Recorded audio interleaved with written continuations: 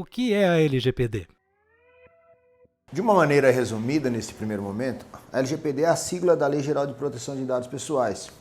E o seu objetivo, ao contrário do que constantemente ouvimos, não é burocratizar, e sim regulamentar a proteção de dados, assegurar ao titular a sua privacidade, garantir às empresas maior segurança jurídica.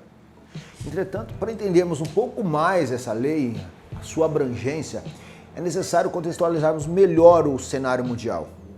E claro, precisamos reforçar a ideia de que estamos assistindo a um crescimento exponencial da utilização de dados pessoais que, diga-se de passagem, se tornaram um novo petróleo do mundo. A esmagadora maioria das pessoas pensa que coleta de dados ocorre apenas quando preenche algum documento, quando se preenche algum formulário e são solicitadas informações pessoais, seja para emissão de uma nota na compra de um produto, seja no atendimento médico, na identificação em um condomínio, etc. Do ponto de vista do que a lei regulamenta, essas informações estão sim amparadas e contempladas pela LGPD.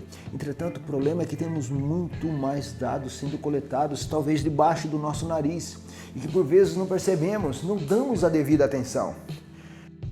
De quais dados você está falando, Miqueias? Estou falando de metadados, estou falando da internet das coisas, estou falando do uso excessivo de smartphones, estou falando dos algoritmos de inteligência artificial, do uso dos big datas. Pasme, temos mais.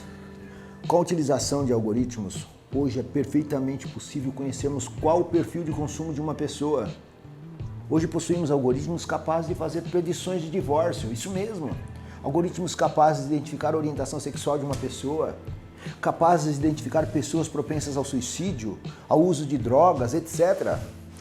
Ressalto, informação é dinheiro, informação é o motor da economia. Com a informação é possível que tenhamos vantagem competitiva expressiva sobre um concorrente, sobre um adversário político. Ou seja, conhecendo, conseguimos identificar questões comportamentais de um eleitor e com isso podemos assegurar, por exemplo, ganhos expressivos em eleições. Basta nós olharmos para o escândalo envolvendo o então presidente dos Estados Unidos, Donald Trump, em 2016. Ou seja, se foi possível eleger um presidente, a pergunta é: o que mais podemos fazer com o uso desses dados pessoais?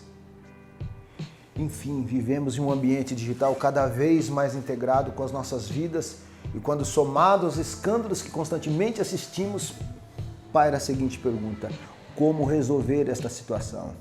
A resposta é muito simples, é a LGPD. Sim, ela mesma, a Lei Geral de Proteção de Dados Pessoais.